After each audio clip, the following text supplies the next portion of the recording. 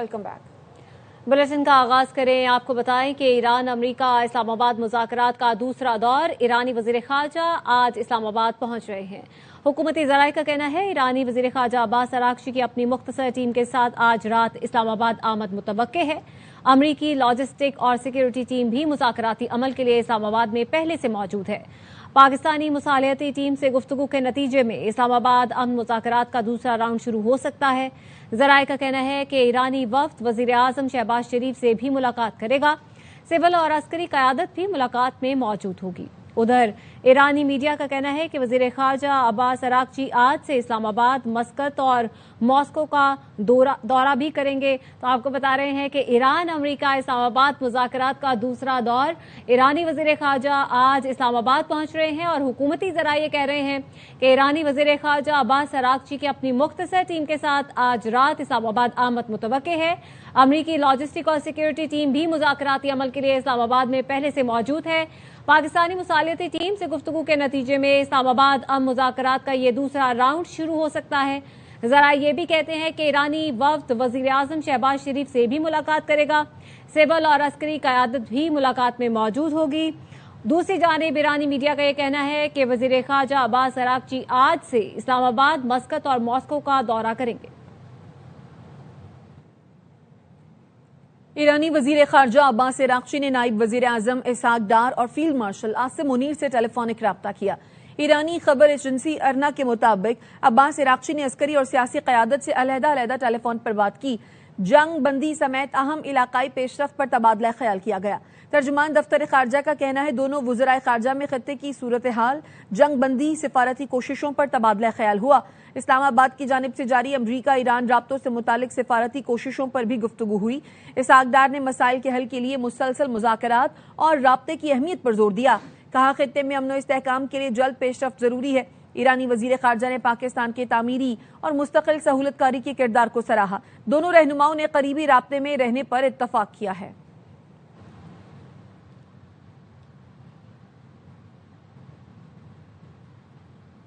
ایران کے پاس معاہدہ کرنے کا اچھا وقت ہے، بہتر ہوگا ایک اچھی ڈیل قبول کرے۔ امریکی وزیر جنگ پیٹ ہیگزیت کہتے ہیں ایران کا محاصرہ جاری ہے، دوسرا امریکی فلیٹ بھی چند روز میں روانہ ہوگا۔ ایران کو مذاکرات پر مجبور کرنے کے لیے ناکہ بندی سخت کر دی۔ ایران کا محاصرہ روز بروز بڑھاتے اور مزید سخت کرتے جائیں گے۔ ایران نے جو جہاز پکڑے امریکہ یا اسرائیل کے نہیں ہیں۔ ایرانی بحری قزاقوں کی طرح جہازوں پر فائرنگ کر رہے ہیں، چھوٹی کشتیوں سے ایسے جہازوں پر گولیاں چلا رہے ہیں جو امریکی یا اسرائیلی نہیں۔ ایران کسی صورت ایٹمی ہتھیار نہیں بنا سکتا۔ This new phase, as Iran has an important choice, a chance to make a deal, a good deal. Operation Epic Fury has been clear mission objectives, and ultimately Iran will not have a nuclear weapon. That mission continues today. President Trump has authorized the United States Navy to destroy any Iranian fast boats that attempt to put mines in the water or disrupt passage through the Strait of Hormuz. Non-Iranian vessels are allowed to transit. They don't control anything. They're acting like pirates, acting like terrorists. امریکی صدر Donald Trump نے ایران پر ایٹمی حملے کا امکان مسترد کر دیا۔ ٹرمپ نے صحافی کے سوال کو احمقانہ قرار دیتے ہوئے کہا کسی کو بھی ایٹمی ہتھیار استعمال نہیں کرنا چاہیے۔ ایران ڈیل نہیں چاہتا تو ہماری فوج نمٹے گی۔ معاملہ جلد ختم ہونے والا ہے مگر وقت نہیں بتا سکتا۔ ایران کو موقع دیا، مجھے اچھی ڈیل چاہیے۔ پتہ نہیں ایران کی قیادت کون کر رہا ہے، ڈیل کس سے کریں؟ Use a nuclear weapon against Iran? No, we don't need it. Why do I need it? Why would a stupid question like that be asked? Why would I use a nuclear weapon when we've totally, in a very conventional way, decimated them without it? No, I wouldn't use it. A nuclear weapon should never be allowed to be used by anybody. We've hit about 75% of our targets. We stopped a little early because they wanted to have some peace. They want to make a deal. We have been speaking to them, but they don't even know who's leading the country. They're in turmoil. So we thought we'd give them a little chance. I also took a little break. I gave them a break. And remember this, I want to make the best deal. I don't want to put that kind of a timetable. ایرانی وزارت خارجہ کے ترجمان اسماعیل بقائی نے جنگ بندی کی شرطیں بتا دیں. انہوں نے کہا کہ تمام محاذوں پر جنگ ختم کی جائے، نقصان کا معاوضہ ادا کیا جائے، آبنائے ہرمز کھولی جائے اور ایران پر عائد پابندیاں ختم کی جائیں. جوہری مسئلہ مذاکرات کا بنیادی موضوع ہی نہیں. ایک انٹرویو میں اسماعیل بقائی نے کہا امریکہ 20 سال سے دنیا کو ایران کے نام نہاد ایٹم بم سے ڈرا رہا ہے، لیکن کبھی اس خبر کے ذرائع نہیں بتائے. ہم نے کبھی ایٹم بم بنانے کا دعویٰ کیا ہی نہیں. Vers la fin de la guerre, les affirmations selon lesquelles l'Iran serait divisé ou incapable de prendre des décisions relèvent en quelque sorte d'une projection. Nous savons désormais que la question... Iran امریکہ مذاکرات کے دوسرے مرحلے کے لیے ایرانی وفد کے آج پاکستان پہنچنے کا امکان ہے. ایرانی وفد وزیر خارجہ عباس عراقچی کی قیادت میں اسلام آباد پہنچے گا. اس حوالے سے مزید جانتے ہیں نمائندہ ARY محسن اعجاز سے. بتائیے محسن اعجاز، کیا تیاریاں دیکھ رہے ہیں، کیا اطلاعات ہیں آپ کے پاس؟ دیکھیے، اسلام آباد ایران اور امریکہ کے مذاکرات کی میزبانی کے لیے تیار ہے، اور یہاں پر ہم دیکھ رہے ہیں کہ گزشتہ کئی دنوں سے سیکیورٹی کے غیر معمولی انتظامات کیے گئے ہیں. اسی تناظر میں اب آج حکومتی ذرائع نے یہ بتایا ہے کہ ایرانی وزیر خارجہ عباس عراقچی ایک مختصر ٹیم کے ساتھ آج رات اسلام آباد پہنچیں گے، اور یہاں پر ان کی پاکستانی ہم منصب کے ساتھ ساتھ وزیر اعظم اور اس کے علاوہ عسکری قیادت سے اہم ملاقاتیں بھی متوقع ہیں. یہ دورہ جو ہے، یہ جو ایران اور امریکہ کے مذاکرات ہیں اس کے تناظر میں خاصی اہمیت رکھتا ہے. ذرائع کا یہ بتانا ہے کہ جو پاکستان کی مصالحتی ٹیم ہے، جو پاکستانی سائیڈ ہے، اس سے یہ جو ایرانین ڈیلیگیشن ہے عباس عراقچی کی قیادت میں، یہ ملاقات کرے گا. اور یہ جو ملاقاتیں ہیں یہ اس لیے بہت اہم ہیں کہ اگر ان ملاقاتوں میں یہ ملاقاتیں جو ہیں یہ کامیاب رہتی ہیں اور جس انداز میں جس طرح شیڈیول کیا گیا ہے چیزوں کو، تو پھر بہت جلد جو ایران اور امریکہ کے براہ راست مذاکرات ہیں، جیسے اس سے قبل فرسٹ راؤنڈ ہوا تھا 11 اور 12 اپریل کو اسلام آباد میں، تو اب اگر یہ جو ملاقاتیں ہونی ہیں، مختصر جو ایک ایرانی ڈیلیگیشن آ رہا ہے اس کی، تو اگر یہ کامیاب ہوتی ہیں تو پھر اس کے بعد ایران اور امریکہ مذاکرات بہت جلد ہو سکتے ہیں، کیونکہ امریکی ایڈوانس ٹیم جس میں لاجسٹک ٹیم، سیکیورٹی ٹیمز، یہ پہلے ہی اسلام آباد میں موجود ہیں. اور پاکستان نے آج بھی ہم نے دیکھا دن بھر، کل بھی پاکستان کی جو قیادت ہے سول اور عسکری، اس کی جانب سے راجہ محسن اعجاز، ایڈوانس ٹیم تو پاکستان میں پہلے سے ہی موجود ہے. امریکی وفد کی بھی کیا اطلاعات ہیں کہ وہ پاکستان پہنچے گا؟ اگر ہاں تو کب تک؟ دیکھیے، ابھی تک جو امریکہ کی ایڈوانسڈ اور سیکیورٹی ٹیمز ہیں، لاجسٹک ٹیمز ہیں، وہ آلریڈی اسلام آباد میں موجود ہے. جہاں تک ہائی لیول ڈیلیگیشن کی بات ہے تو پہلے عباس عراقچی کی قیادت میں جو وفد پاکستان آ رہا ہے ایک مختصر ٹیم کے ساتھ، یہ پاکستانی سائٹ سے بات کرے گا.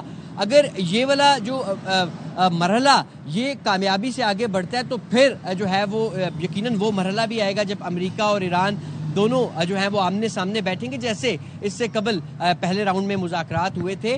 اور اس سلسلے میں امریکی ڈیلیگیشن کے حوالے سے ابھی تک کچھ بتایا نہیں گیا کہ وہ کب پہنچے گا، لیکن یقیناً جب یہ مرحلہ مکمل ہو جائے گا، ایرانی وزیر خارجہ جب یہاں پر پاکستانی سائٹ سے اور یہاں کی مصالحتی ٹیم سے بات کریں گے، اور یقیناً جیسے امریکی صدر ڈونلڈ ٹرمپ پہلے واضح بھی کر چکے ہیں کہ انہیں ایران کی جانب سے جو فائنل پروپوزل ہے یا جو فائنل تجاویز ہیں ان کا انتظار ہے. تو یہ وفد جو ہے یہ پاکستانی سائٹ کو جو اپنی سائٹ کا پوائنٹ آف ویو، اپنا جو اوپینین ہے یا جو اپنا موقف ہے امن معاہدے کے حوالے سے، اس سے آگاہ کرے گا. اور اس کے بعد وہ مرحلہ آئے گا اور پھر ہم امریکہ ایران براہ راست مذاکرات کی طرف جائیں گے. اور یقیناً اس کے بعد راجہ محسن یہ بتائیے گا، ایرانی میڈیا یہ رپورٹ کر رہا ہے کہ جو ایرانی وزیر خارجہ ہیں وہ مسقط اور ماسکو کا دورہ بھی کریں گے، تو کیا وہ پاکستان آنے کے بعد کریں گے یا پہلے کریں گے؟ کتنے روز کا ان کا یہ دورہ ہے؟ پاکستان میں ان کا قیام کتنے روز کا ہوگا؟ دیکھیے، یہ تینوں ممالک کا دورہ کریں گے جس طریقے سے یہ رپورٹ بھی کیا جا رہا ہے ایرانین میڈیا کی جانب سے. اور سب سے پہلے وہ پاکستان آئیں گے. پاکستان وہ آج رات کو ہی پہنچیں گے. یہاں سے پھر اس کے بعد انہوں نے مسقط اور مسقط کے بعد رشیا جانا ہے. یقیناً اگر یہ بات چیت یہ جو ہوگی ان مذاکرات کے حوالے سے، خطے کی صورتحال کے حوالے سے، اب تک کی جو پیش رفت ہے اس حوالے سے، تو یقیناً اس میں بریک تھرو کا امکان جو ہے وہ بہت زیادہ ہے. پاکستان نے بھرپور ایفرٹس کی، بڑی زبردست سفارتی کوششیں کی. فیلڈ مارشل سید عاصم منیر، وزیر اعظم شہباز شریف اور پھر نائب وزیر اعظم اور وزیر خارجہ دنیا بھر کی لیڈرشپ کے ساتھ رابطے میں مسلسل جب سے یہ کانفلکٹ چلا ہے ان کے رابطے ہیں، اور گزشتہ 2 دنوں کے دوران بھی سعودی وزیر خارجہ، ترکش وزیر خارجہ اور اسی طرح امریکی حکام کے ساتھ، ایرانی وزیر خارجہ کے ساتھ تو تمام جگہوں پہ بھرپور رابطے کیے جا رہے ہیں، رابطے بھی کر رہے ہیں۔ اچھا راجہ محسن، اسلام آباد کی اگر بات کریں تو اسلام آباد کی سیکیورٹی کے کیا انتظامات ہیں، کیا معاملات ہیں؟ دوسرا، جب اب یہ خبر آئی ہے کہ ایرانی وزیر خارجہ وفد کے ہمراہ یہاں پہنچ رہے ہیں، تو پھر کیا کوئی تبدیلی آئی ہے؟ کیا مزید کچھ انتظامات کیے گئے ہیں؟ دیکھیں، اسلام آباد جو ہے وہ مکمل طور پر ہر حوالے سے ان مذاکرات کی میزبانی کے لیے تیار ہے، اور سیکیورٹی ہم دیکھ رہے ہیں کہ گزشتہ چند دنوں سے انتہائی غیر معمولی ہے، اور پاکستان نے اپنی طرف سے جتنے بھی ان مذاکرات کے حوالے سے انتظامات ہیں، چاہے وہ سیکیورٹی کسی کے امور ہوں، چاہے وہ دیگر سفارتی امور ہوں، وہ تمام مکمل کیے گئے ہیں۔ ریڈ زون کو مکمل طور پر بند کیا گیا ہے، غیر متعلقہ افراد کا جو داخلہ ہے وہاں پر بند ہے، جو اندر دفاتر ہیں ریڈ زون کے اندر، حتیٰ کہ جو عدالتیں ہیں وہاں پر بھی جو ہے وہ جو امور ہیں وہ معطل کیے گئے ہیں، اور ورک فرام ہوم کی سروسز اس وقت دی جا رہی ہیں۔ اور اس کے ساتھ ساتھ ہم دیکھیں، اگر بات کریں تو جس طرح اس سے قبل مذاکرات ہوئے تھے، اور مذاکرات کے حوالے سے خصوصی طور پر میڈیا سینٹر بھی بنایا گیا تھا، کیونکہ بہت بڑی تعداد میں غیر ملکی آبزرورز، فارمر ڈپلومیٹس اور غیر ملکی میڈیا یہ بھی جو ہے وہ مذاکرات کے لیے سخت ترین انتظامات بھی کیے گئے ہیں۔ سیکیورٹی کے حوالے سے اپڈیٹ کرے تھے راجہ محسن اعجاز، آپ کا شکریہ۔ وزیر اعظم اور وزیر خارجہ اسحاق ڈار کا وزیر اعظم شہباز شریف سے رابطہ ہوا ہے، ایرانی وزیر خارجہ سے ہونے والی گفتگو سے آگاہ کیا۔ ذرائع کا کہنا ہے اسحاق ڈار نے وزیر اعظم سے ایران اور امریکہ کے درمیان مذاکرات کے دوسرے دور پر تبادلہ خیال کیا۔ وزیر اعظم نے ایرانی وفد کی آمد کی اطلاع کو اہم سفارتی پیش رفت قرار دیا۔ وزیر اعظم نے امن و استحکام کے لیے اہم پالیسی اور سفارتی ہدایات جاری کی، اور کہا اعلیٰ سطح سفارتی رابطوں میں تیزی لائی جائے۔ وزیر خارجہ اسحاق ڈار اور روسی وزیر خارجہ سرگئی لاروف کے درمیان ٹیلی فونک رابطہ۔ روس نے ایران امریکہ مذاکرات میں پاکستان کے تعمیری کردار کو سراہا۔ پاکستان اور روس نے اعلیٰ سطح روابط برقرار رکھنے اور مسلسل رابطے میں رہنے پر اتفاق کیا۔ اسحاق ڈار نے روسی وزیر خارجہ سرگئی لاروف کو پاکستان کے دورے کی دعوت دی، جبکہ شہباز شریف کے ماسکو کے دورے کو جلد ری شیڈول کرنے پر بھی اتفاق کیا گیا۔ اسحاق ڈار کا کہنا تھا مسائل کے حل کے لیے مذاکرات اور سفارتکاری کی کوششیں جاری رکھیں گے۔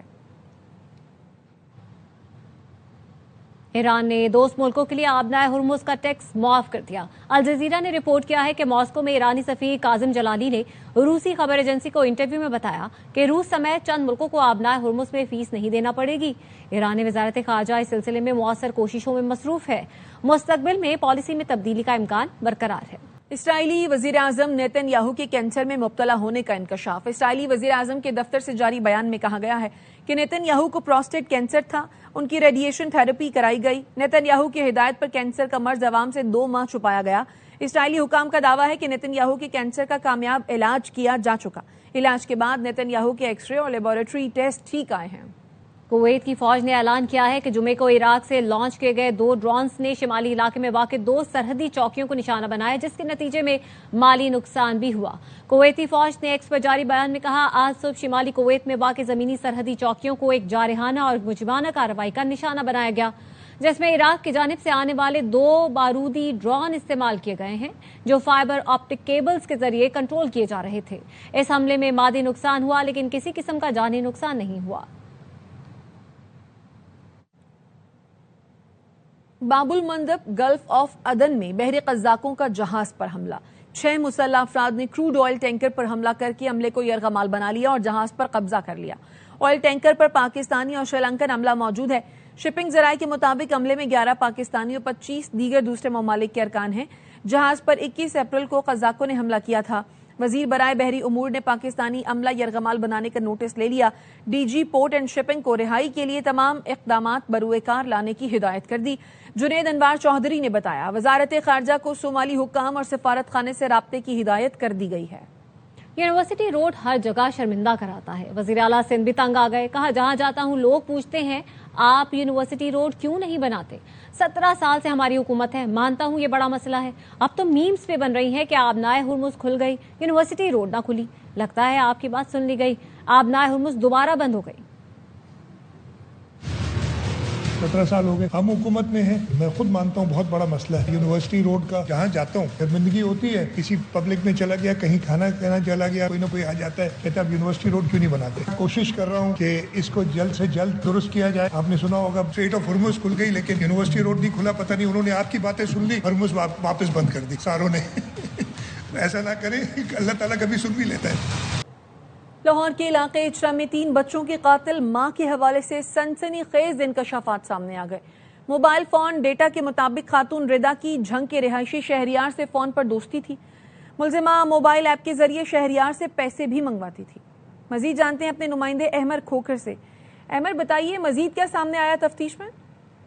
देखिए, पुलिस जो है वो मुलजिमा रिदा की तफ्तीश कर रही है और जब CDR का डाटा चेक किया तो उसके तमाम तर जो हकाइक हैं वो भी मजीद सामने आए हैं। और जो कातिल वालदा है उसका ताल्लुक जो है वो झंग से है, और जो शहरियार एक शख्स है जो कि जिसका डाटा CDR में है उसका ताल्लुक भी जो है वो झंग से बताया जा रहा है। तो पुलिस ज़राए के मुताबिक जो इस तफ्तीश में सामने आई है उसमें है कि शहरियार जो है वो रिदा का रोजाना उससे फोन पर ताल्लुक होता था और रब्ता भी होता था। शहरियार से जो है वो रिदा मोबाइल ऐप के जरिए बाकायदा जो पैसे भी मंगवाती थी और शहरियार से जो है वो खातून शादी करना चाहती थी। और पुलिस राय के मुताबिक तफ्तीश में जो चीज इब्तदाई तफ्तीश में सामने आई है कि जो बच्चे थे 3 वो शहरियार से शादी में जो है वो सबसे बड़ी रुकावट उस खातून को महसूस हो रहे थे। और जो शहरियार है उसकी गिरफ्तारी के लिए जो है वो पुलिस की जो लेकिन अहमद, यहाँ तो ये सवाल पैदा होता है ना कि वो छोटे छोटे बच्चे आखिर उसकी अगर वो शादी करना चाहती थी तो इसमें कैसे रुकावट थे? वो तो मासूम थे, किसी की उम्र 2 साल थी, किसी की उम्र 5 साल थी। क्या उम्रें थी एक तो ये भी बताइएगा, और ये भी बताइए कि जो रिदा का शौहर है उसका इस हवाले से कोई मौक़िफ़ सामने आया?